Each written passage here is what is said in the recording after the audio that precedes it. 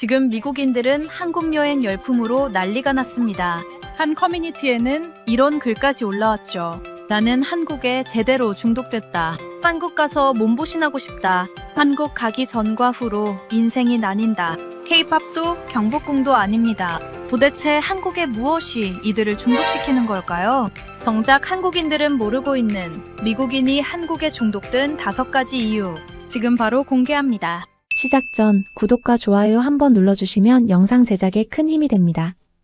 감동이방 오늘의 이야기 시작하겠습니다. 여러분, 최근 미국인들이 유튜브에 올리는 한국 여행 영상 조회수가 평균 수백만이 넘는데요. 나도 가야 해. 또 가고 싶다. 댓글이 한결같습니다. 왜 이들은 한국에서 돌아오지 못하는 걸까요? 안녕하세요. 저는 뉴욕타임스 아시아 특파원 세라 더너반입니다. 저는 15년간 아시아 각국을 취재해왔습니다. 일본의 장인 문화, 중국의 경제 굴기, 동남아의 디지털 전환까지. 그런데 솔직히 말씀드리면 한국은 제 취재 리스트에서 늘 후순위였습니다. K-팝, 드라마, 열풍처럼 번지는 한류 콘텐츠. 이미 다 알려진 이야기라고 생각했거든요. 새로울 게 없다고 판단했습니다. 그런데 어느 순간부터 제 피드가 바뀌기 시작했습니다. 인스타그램을 열면 서울 골목 사진이 넘쳐났습니다. 좁은 골목 사이로 보이는 알록달록한 간판들, 한강 야경, 재래시장 풍경. 처음엔 그냥 지나쳤습니다. 여행 사진이야 늘 올라오는 거니까요. 그런데 유튜브 알고리즘이 한국 영상을 밀어주기 시작하면서 달라졌습니다. 미국인들이 한국 음식을 처음 먹는 영상, 서울 거리를 걷는 영상, 한국 편의점을 둘러보는 영상. 조회수가 수백만이었습니다. 댓글창을 열면 내용이 다 비슷했습니다. 이미 3번 갔는데 또 가고 싶다. 한국 가기 전과 후로 인생이 나뉜다. 도대체 한국에 뭐가 있는 거야? 처음엔 그냥 넘겼습니다. 유행은 늘 있었으니까요. 그런데 기자의 본능이라는 게 있습니다. 댓글의 온도가 달랐습니다. 단순히 좋았다는 게 아니라 뭔가에 홀린 듯한 표현들이었습니다. 한 번 보고 끝나는 게 아니라 반복해서 찾아가는 사람들이었습니다. 그리고 그 사람들이 한국에서 열광하는 것들이 제가 예상하던 것들이 아니었습니다. K-팝 공연이나 경복궁이 아니라 훨씬 사소하고 일상적인 것들이었습니다. 그게 이상했습니다. 더구나 K-뷰티는 이미 미국 시장을 바꿔놓고 있었습니다. 세포라 매장에 한국 브랜드 코너가 따로 생겼고 한국 선크림과 토너 패드는 미국 뷰티 유튜버들의 필수 아이템이 됐습니다. 길거리 화장품 매장에서 한국 브랜드를 찾는 건 이제 특별한 일이 아닙니다. 마트에서는 한국 라면과 김밥이 팔리고 있었고 한국 식당들이 뉴욕 맨해튼 한복판에 줄지어 생겨나고 있었습니다. 이건 한류 콘텐츠의 연장선이 아니었습니다. 미국인들의 일상 깊숙이 파고든 무언가였습니다. SNS에서는 한국 여행 관련 게시물이 넘쳐나고 있었습니다. 여행 인플루언서들이 서울을 다녀온 후기를 올리면 저장수가 수만 개씩 달렸습니다. 팔로워들은 어디서 먹었는지, 어디서 샀는지, 어떻게 이동했는지 댓글로 물었습니다. 서울이 하나의 버킷리스트 여행지로 자리 잡고 있었습니다. 그것도 젊은 층만이 아니라 다양한 연령대에서. 편집장에게 기획안을 냈습니다. 처음 제목은 이렇게 잡았습니다.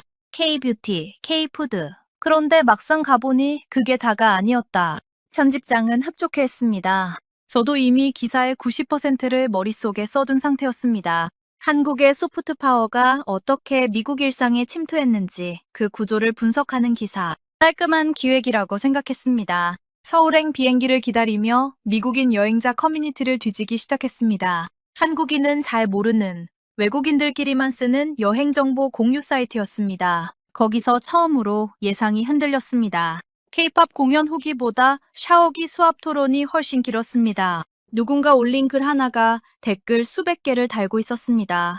한국 호텔 샤워기를 틀었더니 전생의 죄까지 씻겨내려가는 것 같았다는 표현까지 나왔습니다. 그 밑으로 사람들이 서로 어느 숙소 샤워기가 제일 좋았는지 추천을 주고받고 있었습니다. 저는 실수했습니다. 한국 여행 와서 경복궁 추천이 아니라 샤워기 수압 맛집을 공유하다니. 미국인들 과장이 심하다고 생각했습니다. 음식 관련 글도 흥미로웠습니다. 누군가 서울에서 가장 기억에 남는 음식을 물어보는 글을 올렸는데 댓글이 50개가 넘게 달렸습니다. 불닭볶음면이나 길거리 음식을 예상했는데 아귀찜, 족발, 간장게장, 삼계탕 같은 묵직한 한식들이 가득했습니다. 그리고 미국인들 사이에서 암묵적인 법칙처럼 공유되는 팁도 있었습니다. 메뉴판을 못 읽겠으면 지역 이름이 붙은 음식을 시켜라. 순천 닭갈비, 전주 비빔밥, 안동 찜닭. 틀린 적이 없다고들 했습니다. 비행기에 오르면서 노트 첫 페이지에 이렇게 적었습니다. 왜 이들은 K-팝도 경복궁도 아닌 것들에 열광하는가? 그 답을 찾으러 서울로 갑니다. 비행기가 인천공항에 착륙하기 1시간 전, 저는 노트북을 열고 미국인 여행자 커뮤니티를 다시 훑기 시작했습니다. 서울행이 확정되고 나서 취재 준비를 하며 처음 발견한 사이트였습니다. 한국인은 거의 없고 외국인들끼리만 한국 여행 정보를 공유하는 곳이었습니다. 처음엔 그냥 현지 정보 수집 차원에서 들어갔는데 읽다 보니 예상과 다른 내용들이 많았습니다. 경복궁이나 K-팝 공연 후기보다 훨씬 사소한 것들이 더 많이 올라와 있었습니다. 샤워기 수압 스레드, 지역 이름 붙은 음식 법칙, 지하철에서 길을 잃었다는 글들. 읽으면서 피식 웃었습니다. 한국 여행을 앞두고 확인해야 할 정보가 이런 것들이라니. 그래도 기자의 습관으로 주요 내용들을 노트에 옮겨 적었습니다. 직접 가서 확인해 볼 것들이었습니다. 비행기가 착륙했습니다. 입국장으로 나오는 순간 저는 본능적으로 두리번거렸습니다. 15년간 아시아 각국을 다니면서 공항에서 길을 잃은 적이 한두 번이 아니었거든요. 방콕 수완나품은 환승 표지판이 헷갈렸고 베이징 수도공항은 입국 동선이 복잡했습니다. 자카르타는 짐을 찾는 데만 1시간이 걸린 적도 있었습니다. 그래서 새로운 공항에 내리면 일단 긴장하는 게 습관이 됐습니다. 그런데 인천공항은 달랐습니다. 표지판이 명확했습니다. 한국어와 영어가 함께 표기돼 있었고 어디로 가야 하는지 헷갈릴 틈이 없었습니다. 동선이 막히지 않았고 입국 심사대는 예상보다 빠르게 통과했습니다. 짐도 금방 나왔습니다. 뉴욕 JFK에서는 짐을 기다리다 지쳐 바닥에 주저앉는 사람들을 늘 봐왔는데 여기서는 그럴 틈이 없었습니다. 딱히 불편한 게 없었습니다. 당연한 것처럼 느껴졌지만 사실 당연한 게 아니었습니다. 공항을 나오면서 노트에 짧게 적었습니다. 공항부터 예상을 빗나간다. 공항 철도를 타고 서울 도심으로 들어갔습니다. 창밖으로 처음엔 평범한 도시 외곽 풍경이 펼쳐졌습니다. 그런데 서울 중심부에 가까워질수록 풍경의 밀도가 달라졌습니다. 건물들이 촘촘하게 들어차기 시작했고 그 건물마다 간판이 층층이 붙어 있었습니다. 한 건물에 간판이 10개, 20개, 1층부터 꼭대기까지 빼곡하게 채워져 있었습니다. 한국어를 읽지 못하는 저에게는 그냥 색깔과 글자들의 덩어리였습니다.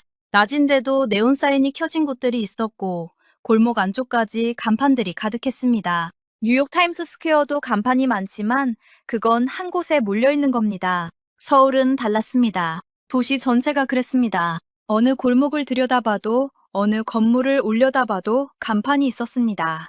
미국 도시들은 건물 외관을 깔끔하게 유지하는 편입니다. 간판은 크기 규제가 있고 색깔도 튀지 않게 맞추는 경우가 많습니다. 그래서 서울의 이 풍경은 미국인 눈에 처음엔 복잡하게 보입니다. 저도 그랬습니다. 그런데 이상하게 눈을 뗄 수가 없었습니다. 복잡한데 지저분하지 않았습니다. 혼란스러운데 활기차 보였습니다. 마치 도시 전체가 무언가를 끊임없이 말하고 있는 느낌이었습니다. 저는 창밖을 보면서 생각했습니다. 이 간판들이 저렇게 많다는 건 저 건물들 안에 그만큼 많은 것들이 있다는 뜻이겠구나. 숙소로 가는 택시 안에서도 창밖을 봤습니다. 기사님이 빠른 속도로 도심을 가로질렀는데 지나치는 블록마다 풍경이 달랐습니다. 조용한 주택가가 나왔다가 갑자기 번화한 상업지구가 나왔습니다. 오래된 건물 옆에 새 건물이 붙어 있었습니다. 재래시장 골목 바로 옆에 현대식 카페 거리가 있었습니다. 뭔가 정돈되지 않은 것 같으면서도 그게 오히려 이 도시의 에너지처럼 느껴졌습니다. 홍대 근처 숙소에 도착해 체크인을 마쳤습니다. 짐을 풀면서 커뮤니티에서 읽었던 글들을 다시 떠올렸습니다. 샤워기 수압 얘기, 지하철에서 양말을 샀다는 얘기, 삼계탕이 치유됐다는 얘기. 비행기 안에서 읽을 때는 그냥 여행자들의 과장된 후기로 들렸습니다. 그런데 공항에서 숙소까지 오는 2시간 동안 이미 노트 한 페이지를 채웠다는 걸 깨달았습니다. 아직 제대로 된 취재도 시작하지 않았는데 노트를 덮으면서 내일 일정을 생각했습니다. 지하철을 타고 명동으로 나가볼 계획이었습니다. 커뮤니티에서 지하철 관련 글도 꽤 많이 봤는데 어떤 사람은 지하철을 타러 내려갔다가 양말을 사서 나왔다고 했습니다. 공항에서 숙소까지 오는 것만으로도 이미 예상이 한번 빗나갔습니다. 내일은 또 어떤 것들이 기다리고 있을지 이상하게 기대가 됐습니다. 숙소에 도착한 건 저녁 무렵이었습니다. 짐을 풀고 나서 가장 먼저 한 건 취재 노트를 펼치는 것도 편집장에게 연락하는 것도 아니었습니다. 그냥 샤워기 앞에 섰습니다. 비행기 안에서 읽었던 그 커뮤니티 글이 머릿속에 남아 있었습니다. 댓글이 200개가 넘게 달렸던 그 스레드. 전생의 죄까지 씻겨 내려간다는 표현. 기자로 15년을 살면서 과장된 표현에 웬만해선 반응하지 않는 편인데 이상하게 그 문장이 자꾸 걸렸습니다. 직접 확인해보고 싶었습니다. 손잡이를 돌렸습니다. 그 순간 저도 모르게 반발짝 뒤로 물러섰습니다. 물줄기가 아니었습니다. 압력이었습니다. 미국에서 샤워기란 그냥 물이 나오는 도구입니다. 특별히 기대하거나 실망할 대상이 아닙니다. 오히려 반대입니다. 뉴욕 맨해튼 호텔에서 샤워기를 되면 물인지 안개인지 구분이 안 될 때가 있습니다. 배관이 낡았거나 수압 조절 장치가 구식인 건물이 많기 때문입니다. 출장이나 여행으로 미국 각지를 다녀보면 샤워기 수압이 괜찮은 숙소를 만나는 건 그냥 운의 문제입니다. 그래서 미국인들은 여행지에서 샤워기를 틀 때 기대를 하지 않습니다. 나오면 나오는 대로, 약하면 약한 대로 그냥 씁니다. 기대치 자체가 낮은 겁니다. 그런 기준으로 한국 숙소 샤워기를 맞닥뜨리면 격차가 클 수밖에 없습니다. 저도 마찬가지였습니다. 온몸에 닿는 느낌이 완전히 달랐습니다. 샤워를 마치고 나오면서 커뮤니티에 올라왔던 그 표현이 다시 떠올랐습니다. 과장이 아니었습니다. 기대치가 낮은 사람일수록 격차는 더 크게 느껴집니다. 미국인들이 유독 이 주제에 열광하는 이유가 있었습니다. 그런데 샤워를 하면서 문득 다른 생각이 들었습니다. 이게 단순히 수압 문제일까? 커뮤니티에서 비슷한 맥락으로 올라오는 글들이 또 있었습니다. 엘리베이터 닫기 버튼을 누르면 즉각 반응한다는 글. 지하철 터널 안에서도 와이파이가 끊기지 않는다는 글. 미국에서 엘리베이터 닫기 버튼은 눌러도 반응하지 않는 경우가 허다합니다. 그냥 장식처럼 달려있다는 농담이 있을 정도입니다. 실제로 미국 건물 엘리베이터 상당수가 닫기 버튼을 비활성화 상태로 운영합니다. 법적으로 문제가 없기 때문입니다. 지하철 와이파이도 마찬가지입니다. 뉴욕 지하철은 역 안에서는 터지지만 터널 구간으로 들어가는 순간 신호가 끊깁니다. 그게 당연한 줄 알았습니다.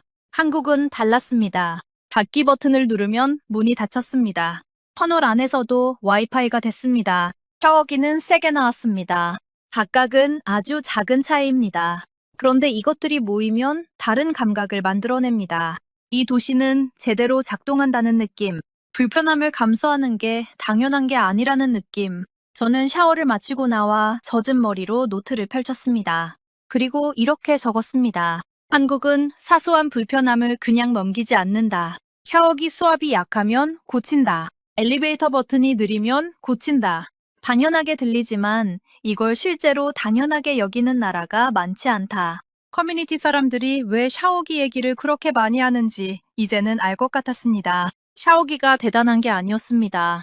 그냥 한국이 작동하는 방식이 달랐던 겁니다. 그리고 그 방식의 차이를 미국인들은 샤워기 수압으로 처음 느끼는 것이었습니다. 노트를 덮으며 내일 일정을 생각했습니다. 지하철을 타고 명동으로 나가볼 계획이었습니다. 커뮤니티에서 지하철 관련 글도 꽤 많이 봤는데 어떤 사람은 지하철을 타러 내려갔다가 양말을 사서 나왔다고 했습니다. 그것도 과장인지 아닌지 내일이면 알 수 있을 것 같았습니다. 다음날 아침 저는 지하철을 타러 갔습니다. 명동까지 가는 가장 빠른 방법이 지하철이라고 했습니다. 뉴욕 특파원 생활을 오래 했으니 지하철이 낯선 건 아니었습니다. 그런데 계단을 내려가는 순간부터 뭔가 달랐습니다. 내려가도 끝이 없었습니다. 한 층, 두 층, 계속 내려갔습니다. 그리고 개찰구를 통과했는데 플랫폼이 나오지 않았습니다. 상점들이 있었습니다. 빵집이 있었고 꽃집이 있었고 액세서리 가게가 있었습니다. 사람들이 장을 보듯 걷고 있었습니다. 저는 잠깐 멈춰서 주위를 둘러봤습니다. 분명히 지하철역으로 내려왔는데 사람들은 아무렇지 않게 지나쳤습니다. 저만 어리둥절했습니다. 미국에서 지하라는 공간은 대체로 어둡고 실용적인 곳입니다. 주차장, 창고, 세탁실. 뭔가를 해결하러 잠깐 내려갔다가 올라오는 곳이지 머무르는 공간이 아닙니다. 지하에 상점이 있다고 해도 기껏해야 건물 지하 편의점 정도입니다. 그런데 서울 지하철역 지하는 차원이 달랐습니다.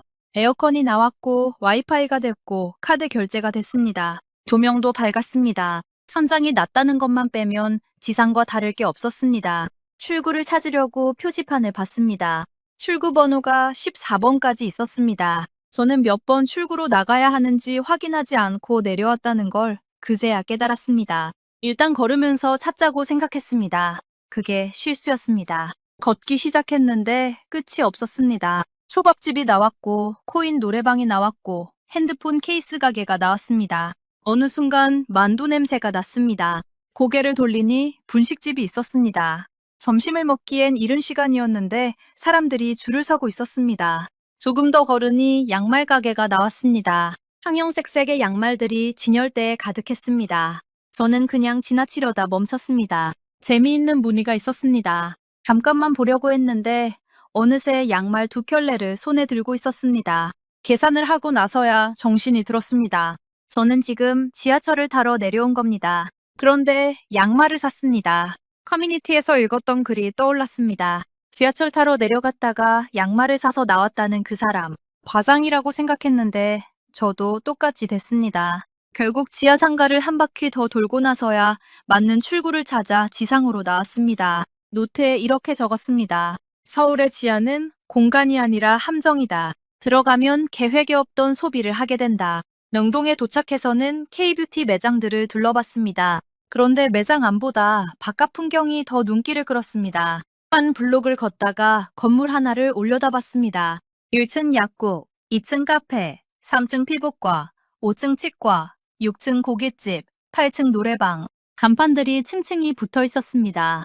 저는 한참 올려다보다가 노트를 꺼냈습니다. 미국이라면 이 업종들은 각각 다른 건물에 있습니다. 식당은 식당 건물, 병원은 병원 건물, 상점은 상점 건물. 땅이 넓으니 옆으로 펼쳐지는 겁니다. 도시 계획 자체가 용도별로 구역을 나누는 방식입니다. 그런데 서울은 땅이 좁으니 위로 쌓았습니다. 모든 욕망을 한 건물 안에 수직으로 압축해 놓은 겁니다. 엘리베이터를 타면 층마다 완전히 다른 세계가 나옵니다. 2층에서 커피를 마시고 5층에서 치과 치료를 받고 6층에서 삼겹살을 먹을 수 있습니다. 같은 엘리베이터를 타고서 저는 그 건물 앞에 서서 한동안 움직이지 않았습니다. 미국에서 온 도시계획 전공 교수 친구가 이걸 보면 논문 주제를 바꿀 것 같다는 생각이 들었습니다. 서울은 도시가 옆으로 넓어지는 게 아니라 위로 쌓인다. 그래서 간판이 이렇게 많은 거였습니다. 건물마다 층마다 다른 세계가 있으니 그걸 알리는 간판도 층마다 필요한 겁니다. 노트에 2번째 줄을 추가했습니다. 서울은 지하로 파고들고 하늘로 쌓아 올린다. 공간을 쓰는 방식 자체가 다르다. 명동 취재를 마치고 숙소로 돌아오는 길에 지하철을 다시 탔습니다. 이번엔 출구 번호를 미리 확인하고 내려갔습니다. 그런데 또 만두 냄새가 났습니다. 저는 잠깐 망설이다가 결국 한 봉지를 샀습니다. 지하는 역시 함정이었습니다. 명동 취재를 마친 다음 날 저는 본격적으로 음식 취재에 나섰습니다. 사실 K푸드 열풍은 이번 기획의 핵심 중 하나였습니다. 미국 마트에 한국 라면이 깔리고 뉴욕 맨해튼에 한국 식당들이 늘어나는 현상. 그 뿌리를 찾으러 온 것이기도 했습니다. 그런데 막상 서울에서 음식을 먹기 시작하면서 제가 준비해온 질문들이 조금씩 달라지기 시작했습니다. 커뮤니티에서 읽었던 그 암묵적인 법칙이 자꾸 머릿속에 걸렸습니다. 메뉴판을 못 읽겠으면 지역 이름이 붙은 음식을 시켜라. 처음엔 그냥 여행자들의 경험적인 팁 정도로 생각했습니다. 그런데 왜 하필 지역 이름일까? 취재 기자로서 이 법칙이 어디서 나온 건지 궁금해졌습니다. 현지 식당 주인에게 물어봤습니다. 춘천 닭갈비 식당을 운영하는 분이었는데 설명이 명확했습니다. 지역 이름이 붙은 음식은 그 지역에서 오랫동안 검증된 음식이라는 뜻입니다. 레시피가 수십 년, 길게는 수백 년 동안 그 지역 사람들의 입맛으로 다듬어진 겁니다. 춘천 닭갈비는 춘천 사람들이 수십 년간 먹어온 음식이고 전주 비빔밥은 전주 사람들이 대를 이어 만들어 온 음식입니다. 그 지역 이름을 달고 서울까지 올라왔다는 건 이미 검증을 통과했다는 신호입니다. 저는 노트에 받아 적으면서 생각했습니다. 미국인들이 메뉴판을 못 읽어서 우연히 터득한 법칙이 사실은 한국 음식, 문화의 구조를 정확하게 짚어낸 것이었습니다. 무식하면 용감하다는 말이 있는데 때로는 아무것도 모르는 사람이 본질을 더 잘 보기도 합니다. 춘천 닭갈비를 직접 먹어봤습니다. 불판 위에서 고추장 양념이 든 닭고기와 채소가 함께 볶아지는 과정을 보는 것부터 달랐습니다. 냄새가 먼저 왔습니다. 한국 고추장 특유의 달고 매운 향이 식당 안을 가득 채웠습니다. 한 점 먹었는데 양념이 닭고기에 깊이 배어 있었습니다. 겉은 살짝 바삭하고 안은 촉촉했습니다. 미국에서 먹던 어떤 음식과도 비슷하지 않은 맛이었습니다. 그런데 음식 취재를 하면서 가장 인상 깊었던 건 춘천 닭갈비가 아니었습니다. 삼계탕이었습니다. 커뮤니티에서 삼계탕 관련 댓글을 읽었을 때는 솔직히 잘 이해가 안 됐습니다. 삼계탕은 내 안에 뭔가를 치유했다. 내가 고장난지도 몰랐던 부분이 나았다. 닭고기 요리 하나를 먹고 이런 표현을 쓴다는 게 과장처럼 들렸습니다. 그런데 직접 먹어보고 나서는 말문이 막혔습니다. 뚝배기 안에서 국물이 끓고 있었습니다. 닭 한 마리가 통째로 들어가 있었고 안에는 찹쌀과 인삼, 대추가 채워져 있었습니다. 국물을 한 숟갈 떠서 마셨습니다. 깊고 맑은 맛이었습니다. 자극적이지 않았습니다. 그런데 이상하게 계속 먹게 됐습니다. 뚝배기를 비우고 나서 잠깐 가만히 앉아 있었습니다. 몸 어딘가가 따뜻해진 느낌이었습니다. 피곤함이 조금 가신 것 같기도 했습니다. 노트에 이렇게 적었습니다. 내가 아픈지도 몰랐는데 나았다. 쓰고 나서 멈췄습니다. 커뮤니티에서 읽었던 표현과 거의 같았습니다. 저도 모르게 같은 말을 하고 있었습니다. 한국에는 보신이라는 개념이 있다고 들었습니다. 몸을 보호하고 기운을 북돋는다는 뜻입니다. 삼계탕은 그 대표적인 음식입니다. 그런데 영어에는 이 개념에 딱 맞는 단어가 없습니다. 그래서 미국인들이 삼계탕을 먹고 나서 뭔가 치유됐다, 고장난 게 나았다는 식으로 표현하는 겁니다. 언어에 단어가 없으니 자기만의 방식으로 설명하는 것이었습니다. 음식 취재를 마무리하면서 커뮤니티 글들을 다시 읽어봤습니다. 아귀찜을 먹고 미각이 불탔다는 사람, 족발을 먹으러 한국에 다시 오겠다는 사람, 간장게장을 밥도둑이라고 부르는 이유를 이제야 알겠다는 사람, 이 사람들이 공통적으로 말하는 게 있었습니다. 예상하지 못한 맛이었다는 것입니다. 한국 음식에 대해 어느 정도 알고 갔는데 막상 현지에서 먹어보면 그 이상이었다는 겁니다. 저는 노트를 덮으며 생각했습니다. K푸드 열풍의 진짜 이유는 단순히 맛이 있어서가 아니었습니다. 예상을 넘어서기 때문이었습니다. 미국인들은 한국 음식을 어느 정도 알고 서울에 옵니다.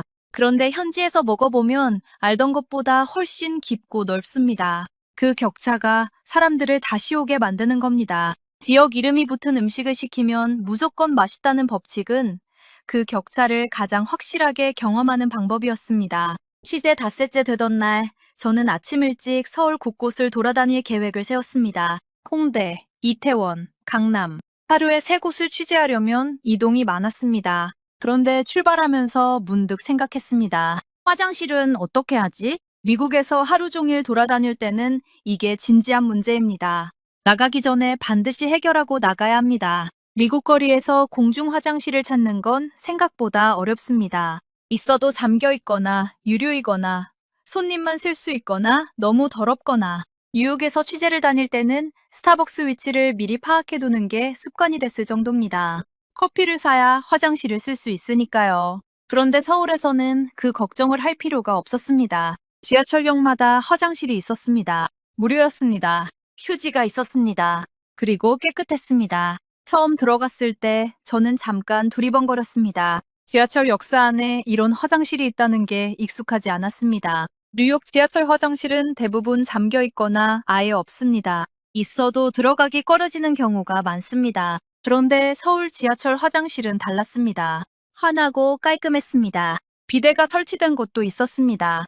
커뮤니티에서 이 얘기를 올린 사람이 있었는데 그대는 그냥 좋은 경험이었겠거니 했습니다.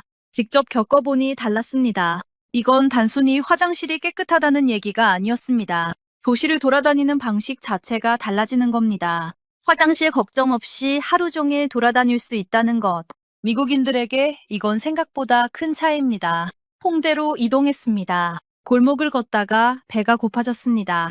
시각을 보니 오전 11시였습니다. 근처 식당들을 둘러봤는데 이미 문을 열고 손님을 받고 있었습니다. 미국에서는 브런치 시간이 아니면 애매한 경우가 많습니다. 11시면 아직 런치 준비 중인 식당들이 많고 간단히 뭔가를 먹으려면 카페나 패스트푸드점을 찾아야 합니다. 그런데 서울은 달랐습니다. 언제든 먹을 수 있었습니다. 저녁 취재를 마치고 숙소로 돌아오는 길에 시계를 보니 자정이 넘어 있었습니다. 배가 고팠습니다. 미국이었다면 그냥 참거나 편의점 스낵으로 때웠을 겁니다. 자정이 넘은 시각에 제대로 된 음식을 먹을 수 있는 곳이 많지 않으니까요. 그런데 서울 골목에는 불이 켜진 곳들이 있었습니다. 김밥집이었습니다. 새벽 2시가 넘었는데 안에 손님이 있었습니다. 저도 들어가서 김밥 한 줄을 시켰습니다. 간 만들어준 김밥이었습니다. 따뜻했습니다. 먹으면서 노트를 펴셨습니다. 오늘 하루 취재하면서 적어둔 것들을 다시 읽었습니다. 화장실, 이른 점심, 새벽 김밥집. 개별적으로 보면 그냥 편리한 것들입니다. 그런데 이것들을 하루 동안 연속으로 경험하면 다른 감각이 만들어집니다. 미국에서 도시를 돌아다닐 때는 크고 작은 제약들이 있습니다. 화장실 위치를 미리 파악해야 하고 먹을 수 있는 시간대가 정해져 있고 자정이 넘으면 선택지가 줄어듭니다. 의식하지 못할 뿐이지 그 제약들 안에서 하루를 설계하는 겁니다. 그런데 서울은 그 제약들이 없었습니다. 화장실 걱정 없이 돌아다닐 수 있고 배고프면 언제든 먹을 수 있고 자정이 넘어도 따뜻한 음식이 있었습니다. 택배 얘기도 빠뜨릴 수 없었습니다. 취재 중에 책 몇 권을 온라인으로 주문했습니다. 다음날 숙소 앞에 와 있었습니다. 미국에서 온라인 주문을 하면 빠르면 이틀, 보통은 사나흘입니다. 프라임 멤버십을 쓰면 빠르지만 그것도 이틀입니다. 그런데 한국은 그냥 다음 날이었습니다. 커뮤니티에서 택배가 이틀 걸리면 실종된 줄 안다는 농담이 올라온 적이 있었는데 직접 겪어보니 농담이 아니었습니다. 노트에 마지막 줄을 적었습니다. 한국은 불편함을 느끼기도 전에 먼저 제거한다. 화장실, 음식, 배달, 모든 것이 그랬습니다. 미국에서는 불편함을 감수하는 게 도시 생활의 일부입니다. 그런데 한국에서는 불편함을 감수할 일이 없었습니다. 처음엔 그냥 편리하다고 생각했는데 며칠을 지내다 보니 이게 편리함의 문제가 아니라는 걸 알게 됐습니다. 이건 도시가 사람을 대하는 방식의 차이였습니다. 서울은 사람이 도시에 맞추는 게 아니라 도시가 사람에게 맞춰져 있었습니다. 취재 마지막 날 저녁, 저는 서울 야경이 내려다 보이는 언덕에 올랐습니다. 2주간의 취재를 마무리하면서 뭔가를 정리하고 싶었습니다. 노트에는 빼곡하게 적힌 것들이 있었습니다. 샤워기, 지하상가, 지역 음식 법칙, 삼계탕, 새벽 김밥집, 무료 화장실, 다음날 택배. 각각은 아주 사소한 것들이었습니다. 그런데 이것들을 한 줄로 꿰면 뭔가가 보였습니다. 언덕에서 내려다본 서울 야경은 예상과 달랐습니다. 아름답다는 표현보다는 압도적이라는 표현이 더 맞았습니다. 건물마다 간판에 불이 켜져 있었습니다. 층층이 다른 색깔, 다른 크기, 다른 글자들. 한국어를 읽지 못하는 저에게는 그냥 빛의 덩어리였습니다. 처음 서울에 도착했을 때 복잡하다고 생각했던 그 풍경이었습니다. 그런데 2주를 지내고 나서 다시 보니 달랐습니다. 한국인들은 이 야경을 촌스럽다고 한다는 얘기를 들었습니다. 간판이 너무 많고 너무 복잡하고 정돈되지 않았다고. 그런데 외국인 여행자 커뮤니티에서 서울 야경 관련 글을 찾아보면 전혀 다른 반응이 나옵니다. 블레이드 러너 같다. 사이버펑크 그 자체다. 미래도시가 이미 여기 있다. 같은 풍경을 보고 한국인은 정돈되지 않았다고 하고 외국인은 미래도시라고 합니다. 왜 이런 차이가 생기는 걸까요? 저는 언덕에 앉아 한참을 생각했습니다. 익숙함의 문제였습니다. 한국인들은 이 풍경 안에서 태어나고 자랐습니다.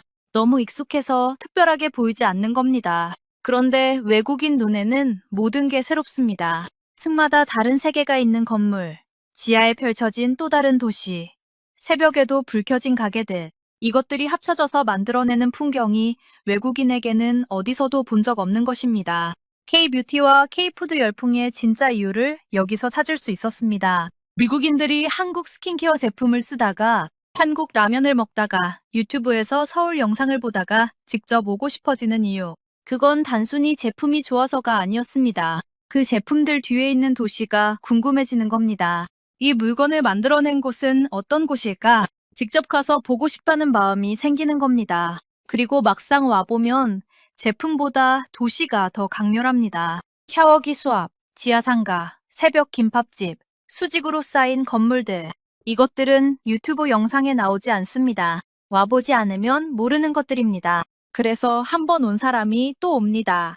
커뮤니티에 또 가고 싶다는 댓글이 끊이지 않는 이유가 이것이었습니다. 한국은 올 때마다 처음 보는 것들이 생기는 나라입니다. 저는 노트를 펼쳐 5번째 이유를 적었습니다. 한국은 일상이 곧 콘텐츠인 나라다. 미국에서 콘텐츠는 따로 만드는 겁니다. 특별한 장소에 가거나 특별한 경험을 해야 뭔가 찍을 게 생깁니다. 그런데 서울에서는 그냥 지하철을 타도 콘텐츠가 됩니다. 편의점에 들어가도 콘텐츠가 됩니다. 건물을 올려다봐도 콘텐츠가 됩니다. 일상의 밀도가 다른 겁니다. 미국인 여행자들이 서울에서 유독 영상을 많이 찍고 그 영상들이 수백만 뷰를 기록하는 이유가 있었습니다. 찍을 게 너무 많은 도시였습니다. 그런데 정작 한국인들은 이걸 모릅니다. 아니, 정확히는 느끼지 못합니다. 너무 익숙해서입니다. 지하상가가 당연하고, 새벽 김밥집이 당연하고, 빠른 배달이 당연합니다. 수직으로 쌓인 건물도, 층마다 다른 세계도, 빽빽한 간판 야경도 그냥 일상입니다. 특별할 게 없습니다. 언덕에서 내려오면서 노트를 덮었습니다. 기사 방향이 완전히 정해졌습니다. 처음 기획안 제목은 K-뷰티와 K-푸드 열풍의 구조를 분석하는 것이었습니다. 그런데 2주를 지내고 나서 쓰게 된 기사는 달랐습니다. 열풍의 구조가 아니라 열풍의 진짜 이유, 그리고 그 이유를 정작 한국인들은 모른다는 것. 편집장에게 새 제목을 보냈습니다. 미국인이 한국에 중독된 5가지 이유. 한국인만 모른다. 답장이 왔습니다. 이게 훨씬 낫네. 저는 숙소로 돌아오면서 생각했습니다. 2주 전 비행기 안에서 커뮤니티를 읽으며 피식 웃었던 게 떠올랐습니다. 샤워기 수압으로 200개 댓글을 다는 미국인들을 과장이 심하다고 했던 것도, 그런데 지금 저는 그 사람들과 똑같은 말을 하고 있었습니다. 한국에 또 오고 싶다고. 뉴욕으로 돌아온 건 11월 초였습니다. 인천공항을 떠나는 날 아침, 저는 짐을 싸면서 노트를 다시 펼쳤습니다. 2주간 빼곡하게 채워진 페이지들이었습니다. 처음 서울에 도착했을 때 적었던 첫 문장이 눈에 들어왔습니다. 서울은 처음부터 조용히 있어주질 않는다. 지금 읽으니 다르게 느껴졌습니다. 그때는 그냥 첫인상을 적은 것이었는데, 돌아보니 이 문장이 2주 취재의 결론이기도 했습니다. 뉴욕 사무실로 돌아와 기사를 쓰기 시작했습니다. 처음 기획안과 완전히 달라진 기사였습니다. K-뷰티와 K-푸드 열풍의 구조를 분석하려고 갔다가 그 열풍의 진짜 뿌리를 찾아온 것이었습니다. 미국인들이 한국에 중독되는 이유는 제품이 좋아서가 아니었습니다. 제품 뒤에 있는 도시가 강렬하기 때문이었습니다. 그리고 그 도시의 강렬함은 거창한 것에서 오는 게 아니었습니다. 샤워기 수압, 지하상가, 지역 이름 붙은 음식, 새벽 김밥집, 수직으로 쌓인 건물들, 아주 사소한 것들이 촘촘하게 쌓여서 만들어내는 밀도였습니다. 기사를 쓰면서 5가지를 정리했습니다. 첫 번째, 한국은 사소한 불편함을 병적으로 못 참는 나라입니다. 샤워기 수압부터 엘리베이터 닫기 버튼까지 작동해야 할 것들이 제대로 작동합니다. 미국인들이 당연하게 감수하던 불편함들이 서울에서는 없었습니다. 두 번째, 서울의 지하는 공간이 아니라 함정입니다. 지하철을 타러 내려갔다가 양말을 사게 되는 도시. 지상과 다를 게 없는 지하 세계가 미국인들에게는 완전히 낯선 경험입니다. 세 번째, 한국 음식에는 설명할 수 없는 치유가 있습니다. 지역 이름이 붙은 음식은 수십 년간 검증된 맛이고, 삼계탕 한 그릇은 영어에 단어가 없는 무언가를 몸에 전해줍니다. 네 번째, 한국은 불편함을 느끼기도 전에 먼저 제거합니다. 새벽 2시에도 따뜻한 음식이 있고, 어디서든 무료 화장실이 있고, 주문한 물건은 다음날 옵니다. 5번째, 한국은 일상이 곧 콘텐츠인 나라입니다. 지하철을 타도, 편의점에 들어가도, 건물을 올려다봐도 찍을 게 생깁니다. 일상의 밀도가 다른 나라입니다. 기사를 탈고하고 편집장에게 넘겼습니다. 다음날 편집장한테서 연락이 왔습니다. 반응이 좋다고 했습니다. 온라인에 올라가자마자 댓글이 달리기 시작했습니다. 댓글들을 읽었습니다. 나도 똑같이 느꼈다. 3번 갔는데 이 기사 보니 또 가고 싶다. 샤워기 수압 얘기는 진짜 공감된다. 지역 이름 법집 몰랐는데 다음엔 써먹어야겠다. 커뮤니티에서 봤던 그 반응들이었습니다. 기사를 쓰기 전에 읽었던 댓글들과 기사를 쓰고 난 후에 달린 댓글들이 같았습니다. 미국인들이 한국에서 경험하는 것들은 제각각이지만 결국 도달하는 감각은 같았습니다. 이 도시는 뭔가 다르다는 것.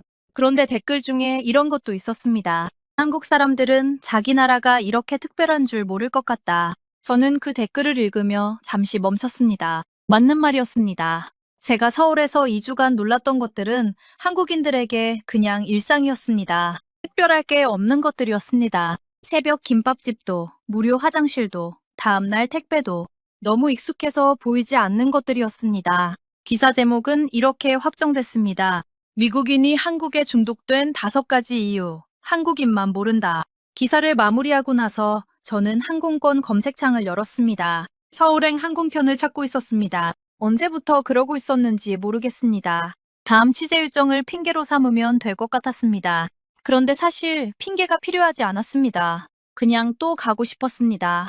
커뮤니티에 또 가고 싶다는 댓글을 달던 사람들이 이해가 됐습니다. 저도 이제 그 사람들 중 하나가 됐으니까요. 한국은 그런 나라였습니다. 한 번 가면 또 가고 싶어지는 나라. 그리고 그 이유를 정작 한국인들은 모르는 나라. 여러분, 오늘의 이야기는 여기까지입니다. 뉴욕타임스 특파원 세라가 2주간 서울을 취재하면서 발견한 것들. 사실 우리에게는 너무 당연한 일상이었습니다. 새벽 김밥집도, 지하철 무료 화장실도, 다음날 오는 택배도. 그런데 그 당연함이 외국인 눈에는 놀라움이었고, 중독이었고, 다시 오고 싶은 이유였습니다. 우리가 무심코 지나치는 이 일상이 세계가 부러워하는 대한민국입니다. 오늘 영상 어떠셨나요? 공감되셨다면 댓글로 대한민국 최고 한마디 남겨주세요. 여러분이 생각하는 한국만의 자랑거리도 함께 나눠주시면 더욱 좋겠습니다. 지금까지 감동을방이었습니다. 긴 영상 끝까지 시청해주셔서 감사합니다. 오늘도 건강한 하루 보내시길 바랍니다.